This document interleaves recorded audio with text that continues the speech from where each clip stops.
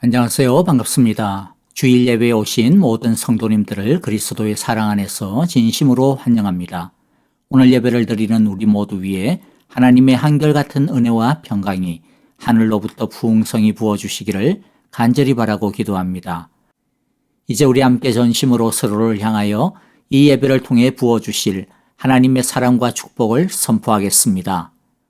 여호와께서 당신들에게 복을 주시고 당신들을 지켜주시며 여호와께서 당신들을 밝은 얼굴로 대하시고 당신들에게 은혜를 베푸시며 여호와께서 당신들을 고이 보시어서 당신들에게 평화를 주시기를 빕니다. 아멘.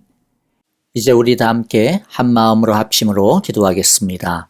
첫째, 우리의 예배가 하나님께 영광을 드리는 예배, 하나님의 은혜와 진리가 풍성하게 부어지는 성령 충만한 예배가 되게 하여 주옵소서라고 기도합시다.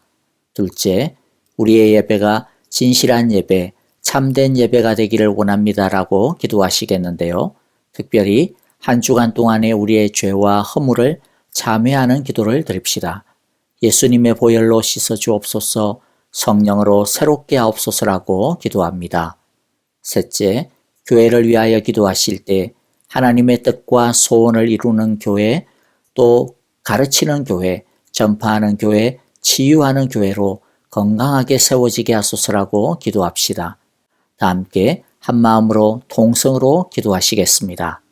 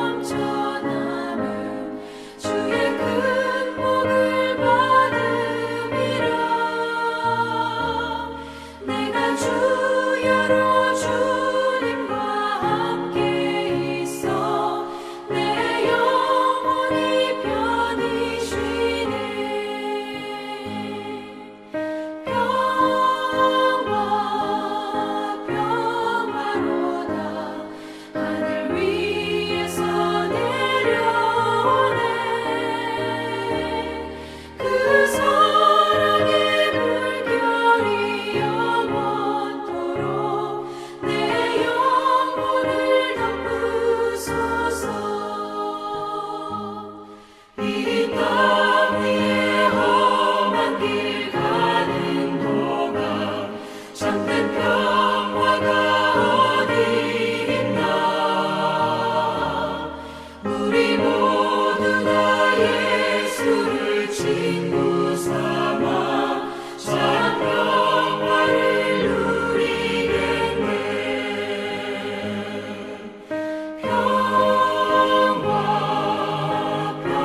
평화로다 하늘 위에서 내려오네. 그 사랑의 물결이 영원토록 내 영혼을 덮으소서.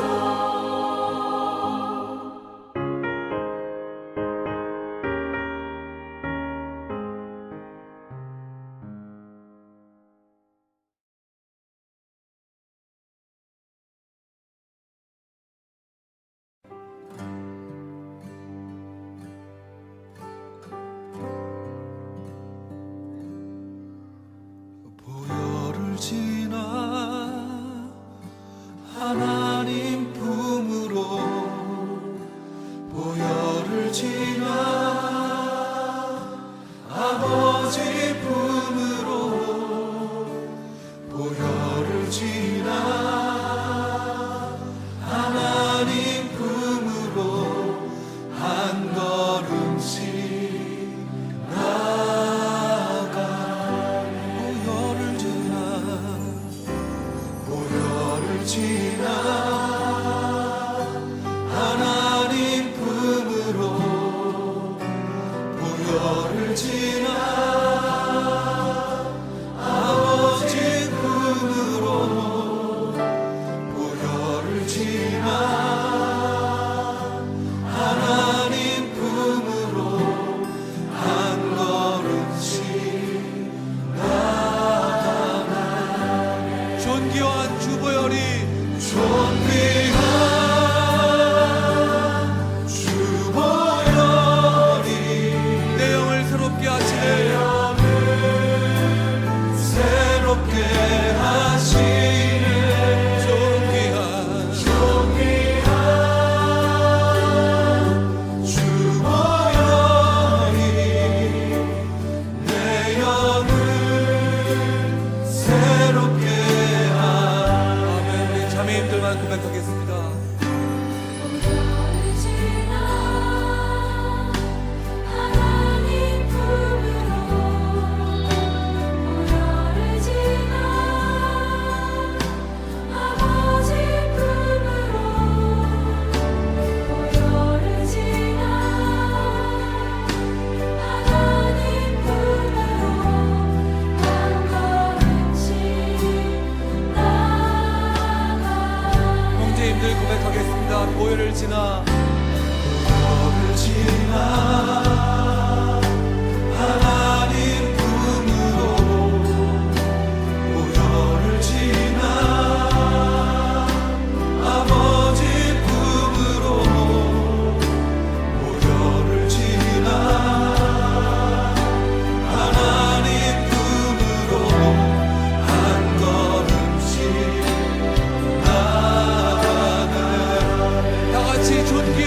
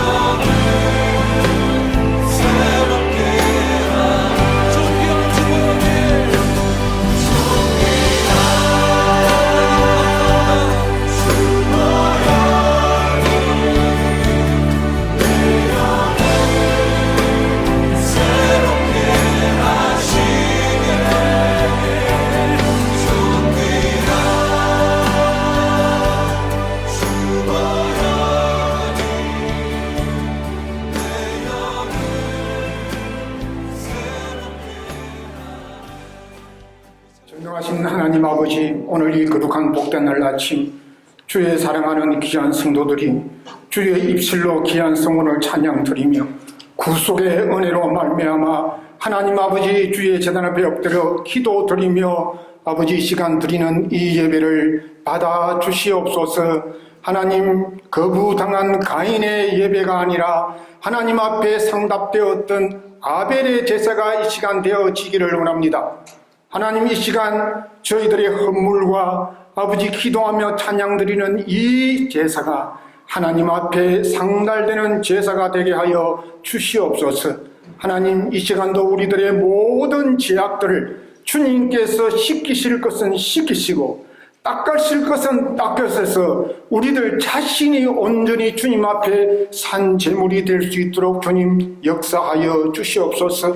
아버지, 이 시간도 저희들이 우리 주님의 약속을 바라보면서 우리의 근심과 걱정과 우리의 제 문제와 모든 아버지 연약함 속에서 깨어나기를 원합니다. 우리 주님께서는 아버지 만세전부터 우리에게 해방과 자유를 선포하셨는데 우리는 또다시 죄의 문제로 말미암아 하나님 아버지 율법 아래에 다시 들어감을 느낍니다. 아버지 하나님, 이 시간도 우리가 자유하게 하여 주시고 한 번 제사함 받은 것은 우리 주님께서 다 용서하신 줄 믿고 주님 앞에 더욱더 충성되는 귀한 주의 백성들 되게 하여 주시옵소서. 주님께서는 우리에게 사랑과 복을 주신다고 하셨는데 아버지, 우리의 마음과 진노 속에서 아직도 번민하고 있습니다. 아버지여, 주님께서는 우리에게 아버지 기뻐하고 아버지 이렇게 아버지 모든 사람들에게 본이 되어 살라고 명령하시는데 아버지, 우리는 또다시 낭망하고 슬픔 속에서 살아가고 있습니다. 아버지, 이 시간 우리 사랑하는 우리 사랑에게 모든 성도님들께서 하나님의 그 약속을 바라보면서 참고 인내하는 믿음의 성도들이 되게 하여 주시고 우리 성령님께서 베푸시는 아버지 그 참된 해방과 자유를 맛보는 귀한 아름다운 예배의 시간이 되게 하여 주시옵소서. 아버지 하나님, 처처의 기근과 지진은 있으리니 이 모든 것들이 재난의 시작이라고 말씀하셨던 나의 아버지 하나님이시여, 바야흐로 아버지 하늘과 땅과 아버지 바다의 온도가 올라가고 있습니다. 아버지여, 해수면의 온도가 올라가서 바다가 지면으로 몰려오고 있습니다. 아버지여, 이 마지막 때에 우리들을 경탄하게 하여 주시고 깨어있는 성도들이 되게 하여 주시옵기를 간절히 원합니다. 이 어려움 가운데에서도 하나님, 우리들은 깨우치지 못하고 이 재난을 통하여서도 우리 주님 오심을 아버지께서 경종을 울려주시는데 아직도 우리는 세상의 쾌락을 위해서 우리 자신과 우리 가정만을 위해서 열심히 살고 있는 저희들이 아닙니까? 하나님, 이 재난을 통하여서 우리에게 주님 오실 날을 준비하는 성도들이 되게 하여 주시고 우리 주님 말씀하셨지요. 빛과 말씀과 아버지 예언을 붙들 수 있는 우리 모든 성도들 되게 하여 주시옵시며 이것을 볼 때마다 우리 주님 예배하신 천군 천사 납발 소리 들고 올라오시는 그 영접할 수 있는 귀한 성도들이 되게 하여 주시옵소서. 아버지여, 지진을 맞이하여서 아버지 트르키예의 모든 백성과 시리아의 백성들 하나님 불쌍히 구원하여 주시고 위로하여 주시고 치료하여 주시옵소서. 아버지, 그들을 위해서 저희들도 기도할 수 있는 아버지 성도들 되게 하여 주시고 우리에게 환난과 핍박이 닥쳐오지 않았다고 해서 아직까지도 홍청망청 깨닫지 못하는 우리의 심령을 완악한 심령들을 이 시간도 성령의 기름으로 아버지 발라서 부숴주시옵기를 간절히 원합니다. 하나님 아버지, 이 시간도 사랑하는 우리 박성덕 목사님을 이단 위에 말씀의 선포자로 세워주셨사오니 하나님, 이 강단에서 꿈을 꾸는 생명의 말씀이 이 시간도 나타나기를 원합니다. 우리의 그 강팍했던 마음들이 주의 종께서 주신 이 말씀을 통하여서 우리가 깨어지고 하나님 앞으로 더 나아갈 수 있는 귀한 성도들 되게 하여 주시고 위로부터 내리는 그 성령의 은혜를 체험하여서 하나님 새 힘을 얻고 새 사람이 되고 주의 귀한 제자가 될 수 있는 귀한 시간 되게 하여 주시옵기를 간절히 원합니다. 하나님, 우리 모든 성도님들이 이 시간에 아버지 우리 찬양팀과 함께 마음을 올려서 정성을 다 눈물을 흘리며 아버지 가슴이 찡하며 하나님 앞에 찬양을 올려 드렸습니다. 이 찬양팀과 모든 성도님들의 그 찬양하는 입술, 이 예배를 준비하는 모든 주의 종들의 그 손길과 발걸음들이 복되게 하여 주시고 그 열정과 열심을 통하여서 더욱더 주님을 섬기는 귀한 교회의 종들이 되게 하여 주시옵소서. 오늘 이 한 시간 온전히 주님 앞에 올려드리는 이 예배가 하나님을 높이고 하나님을 공경하고 하나님을 사랑하는 예배가 되게 하여 주시옵소서. 아버지 하나님, 또 특별히 간구합니다. 우리 교육부 어린 학생들, 하나님 우리의 자녀들을 지켜주시고 이 환란한 세상 속에서도 주의 말씀으로 양육시켜 주셔서 엇길로 가지 않도록 주님 도와주시옵소서.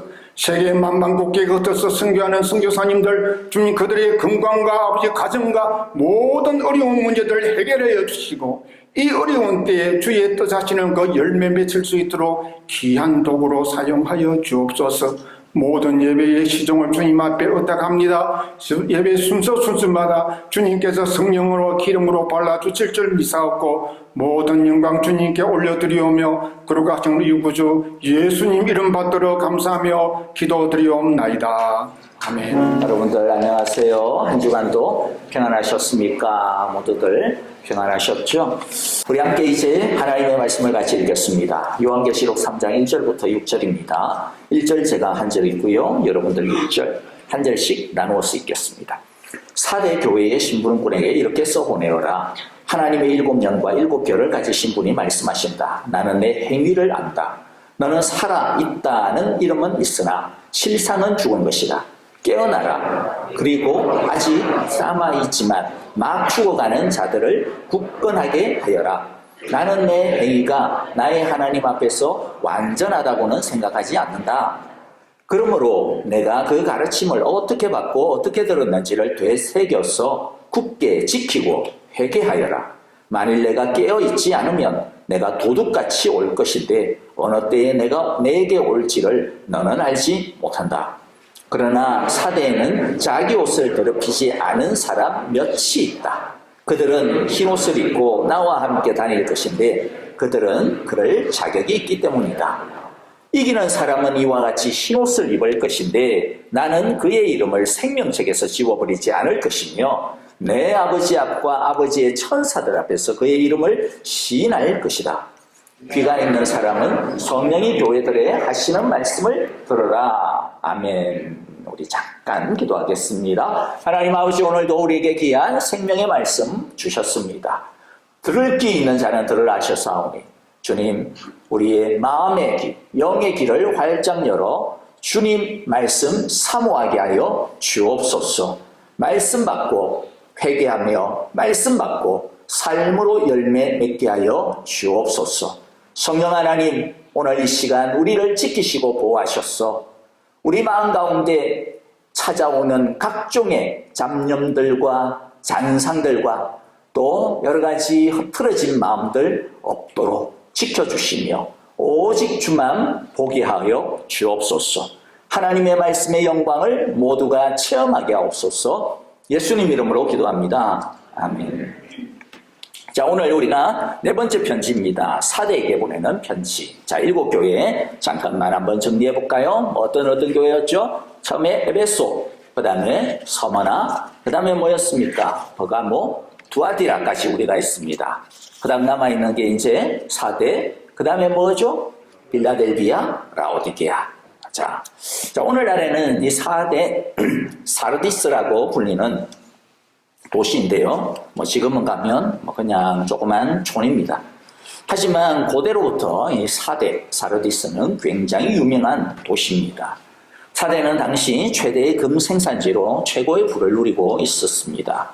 그리고 또한 두아디라와 같이 섬유 산업과 또 의류 산업들, 또 이런 것들이 발달해서 옛날부터 경제적으로 부유했어요. 그런 이유로 또한 사치와 방탕과 낭비의 도시이기도 했습니다. 지형적으로는 사대 가면 지금 보이시죠? 저기 사대라고 써여져 있는 저곳 이름이 투몰루스 산, 자, 뒤에는 높은 산이 있고 앞부분에는 헤르무스라고 하는 조그만 강이 흐릅니다. 근데 그 강에 사금이 많이 나왔어요. 그래서 여러분들이 그 그리스 로마 신화에 보면 마이다스의 손, 미다스의 손 들어보셨죠? 만지는 것마다 금이 되어지는 바로 그 전설의 신화의 고향이기도 합니다. 그래서 옛날부터요, 리디아라고 하는 제국이 있었는데 그 제국의 수도로서 존재하였고, 물론 이 사대는 터키가 지진이 많이 일어납니다. 그래서 사대도 AD 17년경에 발생한 리디아 대지진이라고 하는 엄청난 지진으로 인해서 고대 도시들은 파괴가 됩니다. 하지만 로마 제국의 든든한 후원으로 말미암아서 금방 다시 재건을 합니다. 그리고 계속해서 그 이후에도 번영을 누리게 되죠. 자, 이러한 사대 교회를 향하여서 오늘 예수님께서 어떠한 메시지를 던지시는지 우리가 함께 들어보도록 하겠습니다. 첫 번째는 사대 교회를 향하여서 보여주시는 예수님의 모습이죠. 1절입니다. 사대 교회의 신부름꾼에게 이렇게 써보내어라. 하나님의 7영과 7별을 가지신 분이 말씀하신다. 예수님은 하나님의 7별과 7영과 7별을 가지신 분이라고 합니다. 7영이 뭐죠? 성령입니다. 길게 설명할게요. 7별은 뭐죠? 주님의 요한계시록 2장 20절의 말씀처럼요. 7별은 7교회의 신부름꾼, 7교회의 신부름꾼. 오늘날로 이야기하면 목사, 지도자 그렇게 됩니다. 그냥 교회라고 그렇게 생각을 하시면 되어질 것 같아요. 그런데 여기서 말씀하시는 게 뭡니까? 예수님께서는요, 교회와, 즉 교회 이 7별과 성령님을 서로 연결시킨다라고 하는 것입니다. 하나라는 것이죠. 교회의 능력이 어디로부터 온다라는 거예요. 다른 어떤 것에서 오는 것이 아니라 바로 성령으로부터 온다라는 것입니다. 교회의 생명력, 교회 이렇게 하면 그냥 딴 사람 생각하듯이 생각하면 안 돼요. 누가 교회입니까? 여러분이 교회입니다. 여러분이. 이 건물 교회 아니에요. 여러분이 교회예요. 우리 한 사람 한 사람, 예수 믿는 한 사람 한 사람이 바로 교회입니다. 그러니까 교회를 붙들고 있다 그러면 누구를 이야기하는 거예요? 우리 자신. 근데 나만 생각을 하면 안 되기 때문에 우리 공동체로서 함께 모여있는 우리 사랑의 교회를 생각하셔야 됩니다. 자, 교회의 생명력은, 우리의 생명력은 어디에 있다? 예수님께서 부어주시는 성령의 능력에 달려있다라는. 그런데 여러분들, 우리가 얼마나 엉뚱한 것에 의지를 합니까? 사대교회도 마찬가지였습니다. 그들이 가지고 있는 금, 그들이 가지고 있는 어떤 부, 그들이 가지고 있는 어떤 대단한 명성, 이런 것에 의지를 했거든요.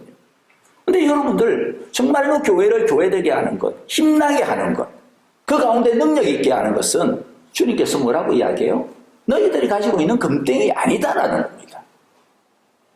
바로 성령의 능력에 있다라는 것입니다. 제가 몇 가지 예를 들 텐데 오해를 하지 마세요. 전부가 이렇다 그런 뜻이 아닙니다. 예수님이 중심이 되지 못할 때, 성령님이 중심이 되지 못할 때 그렇다라는 거예요. 교회 생명력이 어떤 경우에는 건물에 있다라고 생각을 하는 경우가 있습니다. 돈에 있다라고 생각하는 경우가 있죠. 그래서 옛날에는 이런 것들이 먹혔어요. 교회 건물을 갖다가 삐끗하게 지어놓으면 사람들이 물려왔습니다. 그래서 빚을 갖다가 지어가면서 힘겹게 그렇게 지었어요. 그리고 그것을 통해 가지고 여러 가지 일들도 일어납니다. 하지만 아무리 아름다운 교회를 지어놓고 편리한 교회를 갖다가 지어놔도 거기에서 많은 활동들이 일어나도 그 가운데 예수님이 없으면 뭐라는 거예요? 알맹이가 없는 겁니다. 그 가운데 성령님께서 운행하지 않으면 어떻게 됩니까? 아무것도 아니라는 것이죠. 그래서 오늘날 미국이든 한국이든 유럽이든 생명력을 잃어버린 교회들이 너무 많기 때문에 어떻게 돼요? 그렇게 찬란하고 아름답게 지어놔놓고 빚을 감당을 못합니다. 한국 같은 경우는. 그래서 이단에 넘어가는 교회들이 그렇게 많아요. 신천지에 넘어가는 교회들이. 하나님의 교회니, 여호와의 증인이니. 어떤 경우에는 교회가 사업을 많이 하면, 활동을 많이 하면 생명력이 있고 활력이 넘칠 거라고 착각을 합니다. 건물도 있고 돈도 있고 사람도 있고 재능도 있고 시스템도 있으니까 그 다음에 할 수 있는 게 뭐예요? 이런저런 일이죠. 이게 필요 없다라는 거 아니에요. 참 귀한 겁니다. 그래서 선교도 많이 하고 복지관도 만들고 심지어는 노숙자 사역도 하고 심지어는 학교도 만들고 자 좋아요. 그런데 성령님이 없으면 예수님이 빠져버리면 그건 사업입니다. 사업. 종교 사업이 돼요. 잘합니다. 잘 운영합니다. 그런데 이윤을 남기지 아니하고 지역사회에 봉사는 하는데 교회는 아니에요. 그냥 봉사기관이지. 사업기관이 돼버린 거죠. 왜 그렇습니까? 예수님이 붙들지 않기 때문에 그래요. 성령이 없기 때문에 그렇습니다. 근데 겉으로 드러나는 건 뭐예요? 멀쩡해요. 멋있어요. 그렇기 때문에 우리가 저게 진짜인가 가짜인가 구별하기가 어려워요. 그래서 함부로 판단하면 안 됩니다. 대형 교회라고 해가지고 저기는 알맹이 같고 저기는 뭐 돈만 내세우고 건물만 내세우고 여러분 함부로 그렇게 판단하시면 안 돼요. 뭐 작은 교회라고 해서 뭐 다 신실하고 그런 것도 아닙니다. 우리가 그 속을 어떻게 알겠어요? 주님만 아시지. 근데 4대 교회를 향하여 어떻게 보면 4대 교회는 오늘날 현대 교회를 너무 많이 닮아 있는 것 같아요. 부유한 현대 교회를. 오늘 우리에게 말씀하시는 거. 너희를 누가 지고 있냐? 너희는 무엇이 너희에게 생명력을 준다고, 너희에게 능력을 준다고 생각하느냐? 그렇게 생각하라는 겁니다. 너희는 누구 손에 달려있니? 내 손에 잡혀있니? 아니면 이 세상의 문화나 이 세상의 재물이나 힘에 달려있니? 다른 것에 속지 말라고 일깨우고 계시는 것이죠. 예수님께서 그런데 왜 4대 교회에게 특별히 이 말씀을 하실까요? 제가 이미 설명을 드렸습니다. 중간중간에. 1절의 후반부를 또 다시 볼게요. 나는 내 행위를 안다. 너는 살아있다는 이름은 있으나 실상은 죽은 것이다. 4대 교회의 형식이 어떤 거예요? 두 번째 오늘 우리가 볼 게 4대 교회가 어떤 교회냐죠. 어떤 교회입니까? 한마디로 말하면 죽은 교회입니다. 죽은 교회입니다. 그런데 살아있는 것처럼 보여요. 근데 여기서 살아있다라고 하는 말은 그냥 그 모습으로 볼 때 뭐 그럭저럭 살아있다 그런 의미 아닙니다. 뛰어난 의미예요. 유명하다 이런 뜻이에요. 이름이 있다 이런 말이에요. 널리 퍼져 있다 이런 말입니다. 그러니까 4대 교회는 당시에 있어서 사람들에게 다른 어떤 교회들에게 유명한 교회였어요. 오늘날로 이야기하면 대형 교회라고 이야기할까요? 뭔가가 정말로 사람들이 부러워하는 교회였어요. 야, 저런 교회가 되면 좋겠어. 그런데 겉으로 보기에는 아무 문제 없고 부러워할 만한 교회인데 실상은 뭐라는 겁니까? 죽은 교회라는 거예요. 오늘 본문에 보면 다른 교회하고는 달리 4대 교회의 특징이 있어요. 어떤 특징이 있는지 좀 눈치를 채셨어요? 이때까지 서머나 에베소, 서머나, 버가모, 두아디라 보면 교회마다 뭐가 다 있었어요? 어려움이 있었습니다. 환란이 있었습니다. 칼의 위협이 있었고요. 그것도 아니면 내부적인 니골라당의 위험이나 발람의 위험이나 이런 어떤 내부적인 잘못된 가르침으로 인한 안에서의 어떤 갈등들이 있었어요. 그런데 4대 교회는 아무 말이 없어요. 아무 말이 없어요. 4대에도 황제 신전이 있었고요. 4대에도 다른 그리스 신전들이 있었습니다. 4대에도 길드라고 하는, 그렇죠? 산업인들의 어떤 조합이 있었습니다. 그런데 희한하게도 아무런 말씀이 없어요. 평온했다라고 볼 수가 있습니다. 이상하게도 4대 교회는 이 환란들로부터 피해갔습니다. 주변 사람들이 사대교회를 건드리지를 않았어요. 건드리지 않으면 평안한 겁니다. 사람들이 볼 때는 부럽죠. 우리는 이렇게 고생을 하면서 우리는 지금 또 누가 죽을까? 또 누가 사자밥이 될까? 이 두려움 가운데 살아가고 있는데 사대교회는 태평성대를 이루고 있어요. 사람들이 다 좋아하는. 하지만 예수님께서는 뭐라 그래요? 너희의 그 평안함은 무덤의 평안함과 같아. 이런 표현입니다. 평안하고 만사형통하고 다 좋은데 그런데 뭐다? 죽었다. 죽었기 때문에 평안하더라.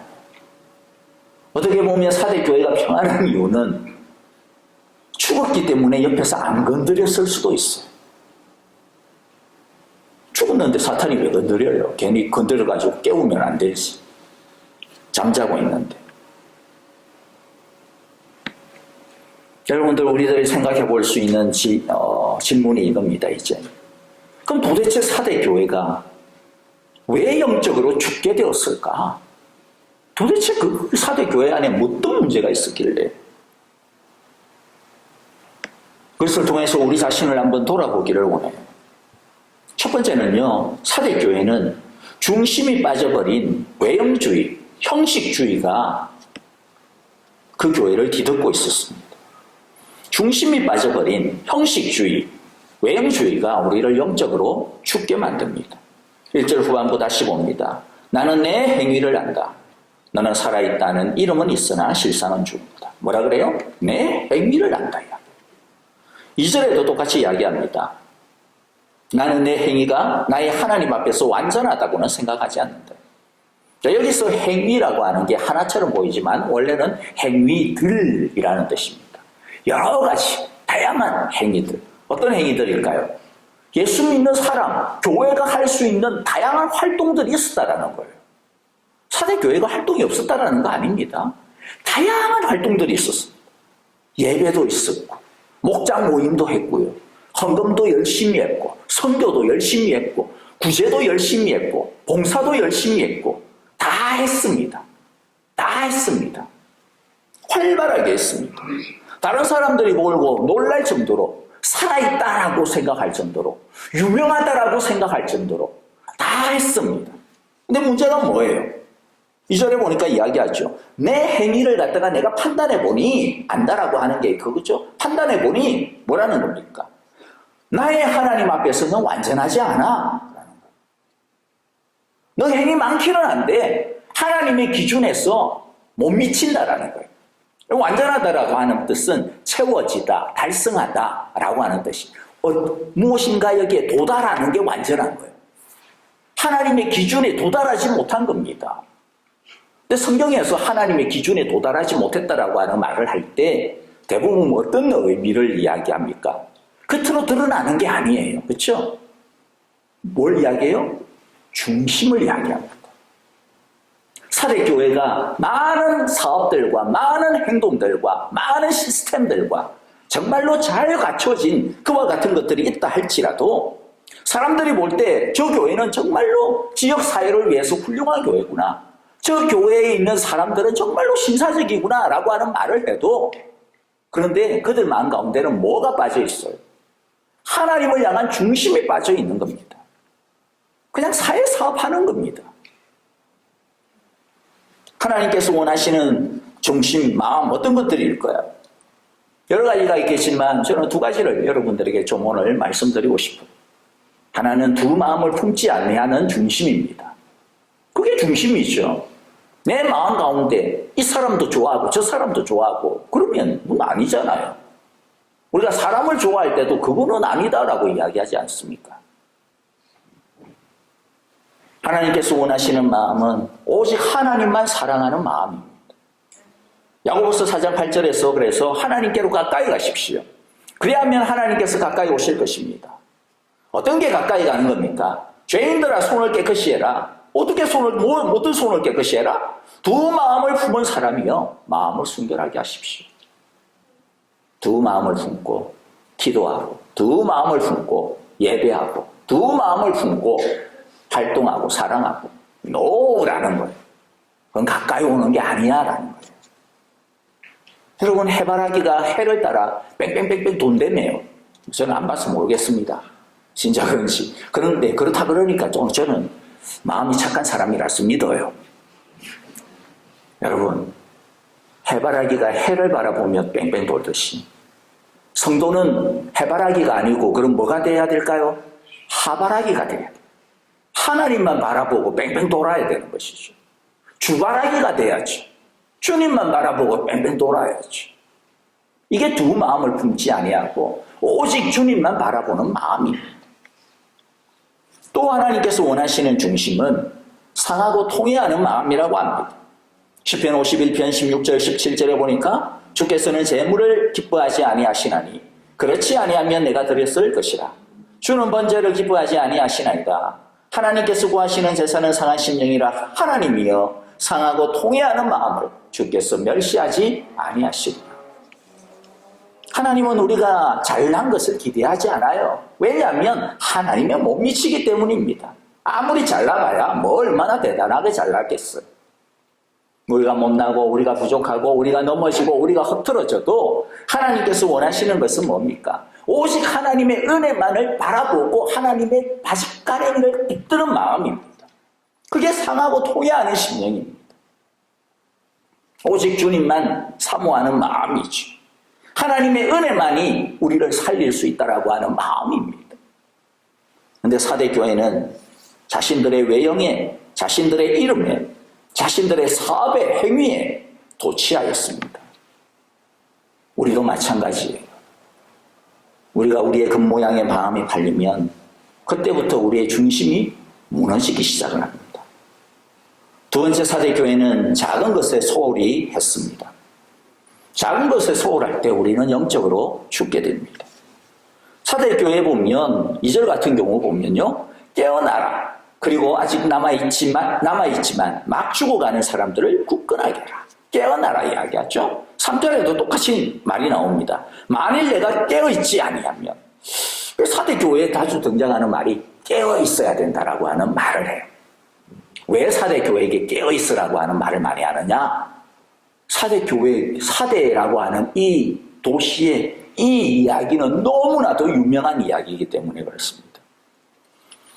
사대는 교회에 제가 아까 처음에 리디아라고 하는 왕국의 수도라고 했죠. 리디아 왕국은 BC 한 7세기경부터 존재했던 나라입니다. 아시리아, 아수르 성경에 보면 페르시아 전에 바벨론, 신바벨로니아 제국 이 나라들과 함께 경쟁했던 이 아나톨리아 터키에 있었던 큰 나라입니다. 이 나라의 수도가 바로 사대입니다. 아까 우리가 봤던 그 언덕 위에 왕궁들이 있었고 그 주위로 이제 수도가 형성이 됩니다. 근데 이 리디아 제국에 우리가 여러분들이 잘 아는 페르시아 왕 고레스, 키루스 대제가 쳐들어옵니다. 정복하기 위해서. 다 정복을 했는데 저 높은 곳을 정복을 할 수가 없어요. 왜냐하면 아까 봤죠? 뒤는 높은 산 올라갈 수가 없어요. 뒤에서. 그 다음에 삼면은 깎아지른 듯 절벽들로 형성이 된 분지 위에, 고원 위에 아크로폴리스가 성벽이 존재하고 있기 때문이죠. 그래서 점령을 하지 못하고 몇 주간을 갖다가 보냅니다. 어떻게 점령을 해야 될까? 뭐 공성기계를 가지고 아무리 쏴부어도 뭐 못 미치는 거죠. 택도 안 되는 거죠. 뭐 한 10m, 20m 되면 뭐 다시 거기에 뭐 앞에다가 토성을 갖다 쌓아가지고 뭐 그렇게 공격을 할 수도 있고 그런데 뭐 몇십 미터 되는 걸 어떻게 그걸 쌓겠습니까? 리디아 군사들은 적군이 쳐들어오지 못할 것이라고 안심을 하면서 긴장을 풀었습니다. 근데 어느 날 성 위에서 보초를 쏘고 있던 한 놈이 졸았어요. 꾸벅꾸벅 졸다가 투구를 성벽 밑으로 떨어뜨렸습니다. 여기 투구를 떨어뜨렸으니까 나중에 이제 혼나잖아요. 그러니까 안 되겠다, 이거 가지러 가야 되는데 보니까 아무도 없어. 이렇게 페르시아 군대가 아무도 없어. 그래서 몰래 그 성에 유일한 대구멍이 있었습니다. 유일한 출구. 근데 아무도 몰라요. 페르시아 군대도 몰라요. 근데 유일한 그 개구멍을 통해 가지고 몰래 빠져나가 가지고 두구를 주워왔어요. 그런데 그걸 지켜보고 있는 눈동자가 있었습니다. 페르시아 군인이 그걸 우연히 보게 된 거예요. 그리고 그 밤에 페르시아 군대는 그 개구멍을 통하여 성 안으로 들어오게 되고 성문을 열고 결국에는 그 사대성은 함락이 됩니다. 이게 유명한 일화예요. 역사적인 일화입니다. 깨어있으라. 그 이야기를 염두에 두고 주님이 말씀합니다. 졸다가 두고 떨어뜨리면, 졸다가 긴장을 놓쳐버리면 너의 약점을 사탄이 공격한다는 거죠. 사대교회가 다른 교회들처럼 큰 어려움들이 많았으면 어쩌면 영적 긴장감을 놓쳐버릴 이유는 없을지 모르겠습니다. 우리도 그렇죠. 어려움들이 많을 때는 스스로 긴장을 안 할래 안 할 수가 없습니다. 힘들어 죽겠으니까. 그런데 조금 잘 되기 시작을 하면 금방 느슨하게 되는 게 우리들의 인지상정인 것 같아요. 사대교회는 자기들을 건드리는 위협들이 없는 가운데 자기도 모르게 조금씩 영적 긴장을 풀기 시작을 합니다. 그 틈을 비집고 사탄이 그들 안에 들어옵니다. 여러분, 혹시 우리는 지금 졸고 있지 않습니까? 사순절 기간 동안 깨어나시는 기간이 되어지기를 바랍니다. 세 번째, 사대교회는요, 세상에 빠짐으로 영적으로 죽게 됩니다. 세상과 짝할 때에 우리는 영적으로 죽게 됩니다. 4절에 보면, 그러나 사대에는 자기 옷을 더럽히지 않은 사람 몇이 있다.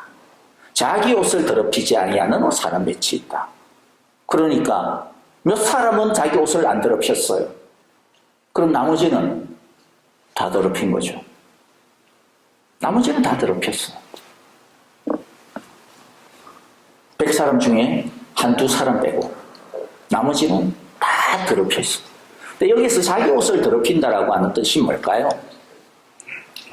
쉽게 말하면 세상과 세상에 물이 들었다라는 거예요.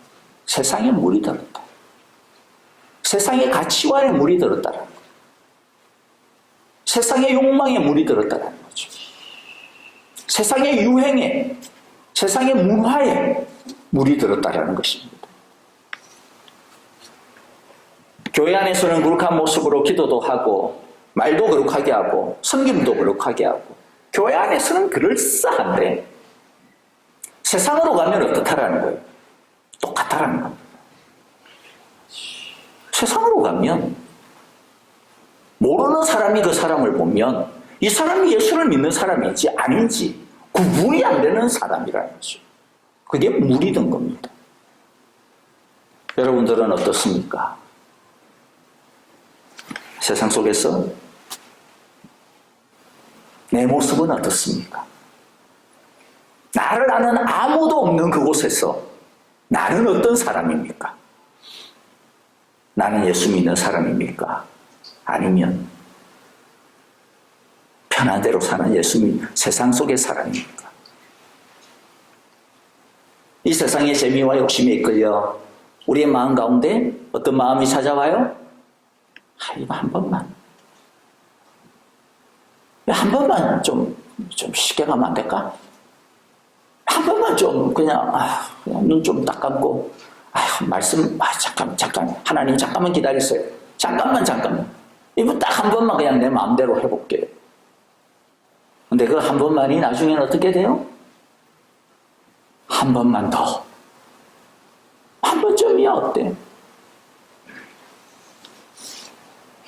여러분들, 이 한 번만이 우리를 거기서 빠져나오지 못하게 만듭니다. 이 한 번만에 귀신을 조심해야 됩니다. 이것이 사대교회의 문제였습니다. 여러분, 우리 안에도 이와 같은 모습들이 있을 것입니다. 깨어납시다. 그러면 우리는 어떻게 다시 살아날 수 있습니까? 참된 생명을 잃어버리고 성령의 능력을 잃어버린 사대교회를 향하여서 예수님은 다시 살아나라고 말씀하시는데, 첫 번째는 졸지 말고 깨어야 합니다. 2절에 다시 이야기합니다. 깨어나라. 그리고 아직 남아있지만 막 죽어가는 자들을 굳게 하여라. 지금 남아있는 은혜라도 붙잡으라는 겁니다. 깨는 것이 무엇입니까? 세상의 유혹, 가치관, 재미에 빠지지 않고 그것을 항상 경계하며 깨어있는 것이죠. 깨어서 하나님 앞에 엎드리는 것입니다. 깨어나는 것은 하나님의 말씀에 반응하는 거예요. 군대 가면 6시에 기상나팔이 울립니다. 얼마나 그냥 힘든지. 토요일이나 주일날에 7시에 기상나팔이 울릴 때 그 1시간이 얼마나 소중한지. 네? 기상나팔이 울리면 어떻게 해야 돼요? 들었으면 깨어나야 돼요. 민기적거리면 안 됩니다. 그러면 구라빨이 날라옵니다. 큰일 납니다. 요새는 안 그런지 모르겠지만. 들었으면 깨어나야죠. 하나님의 말씀을 들었으면 그 말씀에 반응해야죠. 벌떡 일어나야죠. 깨어나는 것은 나중에가 아닙니다. 들은 즉시 일어나야죠. 들은 즉시 일어나서 그 다음에 군인들 어떻게 해요? 그냥 옷 빨빨 갈아입고 연병장으로 다 뛰어갑니다. 지휘관 앞에 모입니다. 지휘관의 구령에 맞춰서 함성도 지르고 구보도 합니다. 그것처럼 하나님의 말씀에 기상나팔 소리에 반응하듯이 벌떡 일어나서 하나님 앞에 서야 됩니다. 하나님 앞에 엎드려야 됩니다. 그래야 성령이 역사하기 시작을 합니다. 아까 우리 목사님께서 지금 일어나고 있었던 부흥의 이야기 했지만은 부흥의 시작은 반대 있지 않아요, 여러분들. 부흥의 시작은 하나님의 말씀에 일어나는 겁니다. 하나님의 말씀에 반응하는 겁니다. 하나님의 말씀 앞에 엎드리는 것입니다. 그게 부흥이고 희생입니다. 두 번째는 복음의 능력을 되찾아야 한다라고 말씀합니다. 3절에 보니까 그러므로 내가 그 가르침을 어떻게 받고 어떻게 들었는지를 되새겨 굳게 지키고 회개하여라. 만일 내가 깨어있지 아니하면 내가 도둑같이 올 것인데 어느 때에 내가 내게 올지를 나는 알지 못한다. 내가 받은 그 가르침, 내가 그 가르침을 어떻게 받았는지 어떻게 들었는지를 되새기고 굳게 지키고 회개해라. 그 가르침이 뭡니까? 복음의 말씀이죠. 복음의 말씀이죠. 여러분, 우리들이 하나님 앞에서 다시 깨어나는 거 다른 데 있지 않아요. 뭐 열심히 뭔가를 어떤 다른 일을 하는 데 있지 않아요. 어떤 무엇에 있습니까? 단순한 데 있습니다. 단순한 데. 생명력은 어디에 있다 그랬어요? 주님의 손에 뭐가 있어요? 7명, 7별. 생명력은 주님의 손에 붙들리는 데 있어요. 하나님의 말씀에 붙들리는 데 있습니다. 진짜 능력이 뭡니까? 여러분, 아는 대로 하시면 돼요. 배운 대로 하시면 돼요. 로마서 1장 16절. 나는 복음을 부끄러워하지 않습니다. 왜 부끄러워하지 않습니까? 왜 자랑합니까? 이 시대의 복음은요, 수치스러운 것이었어요. 로마 시대에 있어서의 복음은 우리가 이때까지 살펴봤잖아요. 예수 믿는 것 때문에 언제든지 죽을 수 있는 죽음의 증표와 같은 것이었어요. 근데 사도 바울은 그 복음을 부끄러워하지 않아. 나 그 복음을 숨기지 않는다라고 이야기해요. 왜요? 이 복음은 유대 사람을 비롯하여 그리스 사람에게 이르기까지 모든 이 복음을 믿는 사람을 구원하는 하나님의 능력이기 때문입니다. 우리의 능력 다른 데 있지 않습니다. 복음의 말씀에 있어요. 지금 제가 여러분들에게 전해드리는 이 말씀에 있다니까요. 그렇기 때문에 여러분들이 이 주일날에 와가지고 예배 드리잖아요.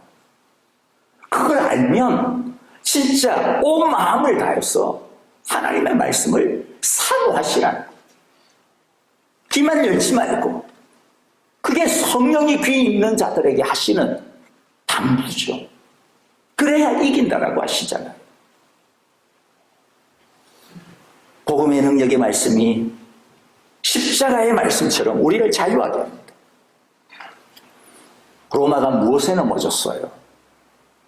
교회가 가지고 있는 돈입니까? 교회가 가지고 있는 사람입니까? 교회가 가지고 있는 어떤 건물이었습니까? 교회가 가지고 있는 뭐가 있었어요? 교회 안에 아무것도 없었어요. 그때는 건물조차도 없었어요. 모이지도 못했다니까요. 숨어서나 모이지, 카타콤베 무덤에서나 모이지. 근데 그 한 줌도 안 되는 그리스도인들이 어떻게 로마 제국을 이겨요? 하나밖에 없어요. 십자가의 복음, 부활의 복음, 하나님 나라의 복음입니다. 이 말씀 때문에 이기는 거죠. 저와 여러분들이 이 사순절 기간 동안 죽은 심령과 영혼을 살려내시는 이 하나님의 말씀 앞에 꼭 엎드리기를 바랍니다. 여러분, 그래서 사순절 기간 동안 좀 매일의 루틴을 좀 이렇게 하세요. 지금도 하시는 분들이 많이 계신데 아침에 일어나셔서 아침에 일어나자마자는 너무 바쁘시니까 준비 잘 하시고, 출근할 때 차 타고 가시잖아요. 운전하시잖아요. 그렇죠? 뭐 차 타고 아니고 뭐 지하철 타시는 분 없으시죠? 뭐 지하철 타면 더 좋아요. 여러분, 그때 뭐 한 20분 30분 가잖아요. 매일 예배를 통해서 하나님의 복음을 들으십시오. 하나님의 말씀 앞에 엎드리십시오. 그리고 말씀을 듣고 나면 찬양이 나오죠. 그리고 기도하십시오. 3분이든 5분이든 그 말씀 붙들고 기도하십시오. 이게 아침의 루틴이 되어야 돼요. 점심이 되어서 밥 드시고 좀 졸리시죠? 커피 한잔 하시고 뭐 아직 담배도 못 끊으신 분 있으면 담배도 한 대 피시고 담배 피면서 찬양하세요. 괜찮아요. 담배 피면서 기도하세요. 괜찮아요. 그럼 아직 못하면 못 끊는 걸 어떡하겠어요. 그런다고 해서 뭐 지옥 갈 것도 아니고. 차라리 안 하는 것보다 훨 낫습니다. 그럼 하나님께서 또, 그 결단한 대로 이루어 주실지 어떻게 합니까? 그 시간에. 커피 마시면서, 제일 좋은 거는 휴대폰 다 있잖아요. 그 속에서 유튜브 많이 보시잖아요. 심심하면 유튜브 보시죠. 짬만 나면. 그렇죠? 짬만 나면 그 중에서 딱 한 번만 찬양 들으세요. 딱 한 번만 찬양 들으시면서 기도하세요. 점심때 기도하세요. 하나님, 오늘 아침에 이런 일이 있었어요. 오후에 내가 앞두고 있는 이런 일이 있어요. 내가 어떤 바이어를 만나야 돼요. 내가 어떤 사람을 만나야 돼요. 나에게 주어진 임무가 뭐가 있어요. 주님, 저에게 오늘 손님이 참 안 들어오네요. 하나님, 오후에는 좀 손님들 많이 들어오게 해주세요. 기도하세요. 그리고 저녁 때 퇴근하시면서 말씀 통독 들으세요. 말씀 통독 들으세요. 그리고 주무시기 전에 그냥 다 누워서, 제일 좋은 건 무릎 꿇고 하는 건데 그게 잘 안 되시면, 잊어먹었으면 누워서라도 전에 하루 감사합니다. 저에게 평안한 잠을 주십시오. 다 주님께 맡겨드립니다.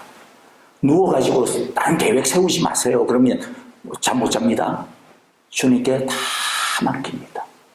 내가 자는 동안에도 주님이 나를 위하여 일하실 줄 믿습니다. 아멘하고 주무십시오. 이게 우리의 루틴이 되어지기를 바랍니다.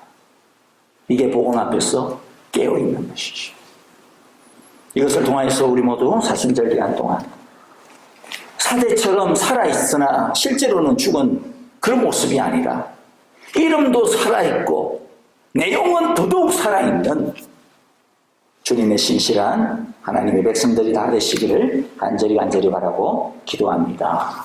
이제는 우리 주 예수 그리스도의 크신 은혜와 하나님 아버지의 귀하신 사랑하심과 우리와 늘 함께 동행하여 주시며 또 우리를 언제나 따뜻한 은혜 가운데 품어주시는 성령님의 그 신실하심이 이제 죽어있고 잠자는 우리의 영과 마음을 깨워 우리의 믿음을 깨워 하나님의 말씀 앞에 항상 엎드리며 깨어 순종하며 두 마음이 아니라 한 마음으로 한 중심으로 하나님을 사랑하며 어떤 순간이 있어도 하나님께 엎드리며 주만 바라보기로 오늘 이 시간도 간절하게 기도하는 우리 사랑의 교회 온 성도들과 또 하나님께서 우리에게 주신 귀한 가정과 자녀들, 생업과 모든 믿음의 걸음과 일터 위에 이제로부터 영원토록 함께 계시기를 축원하옵나이다. 아멘.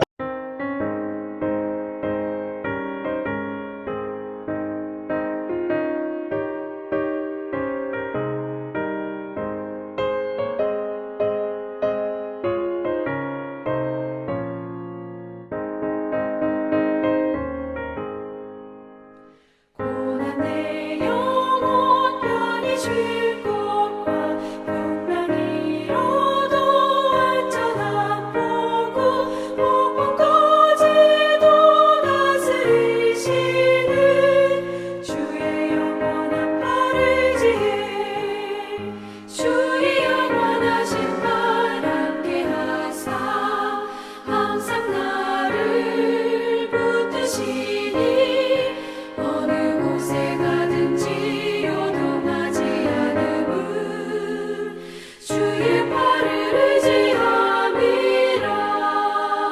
세상 친구들 나를 버려도 예수 늘 함께 동행함으로 주의 은혜가 충만하리니 주의 영원한 팔을 지혜 주의 영원하신 발 함께 하사 항상 나를 붙드시니 어느 곳에 가든지 요동하지 않음은 주의 팔을 의지함이라.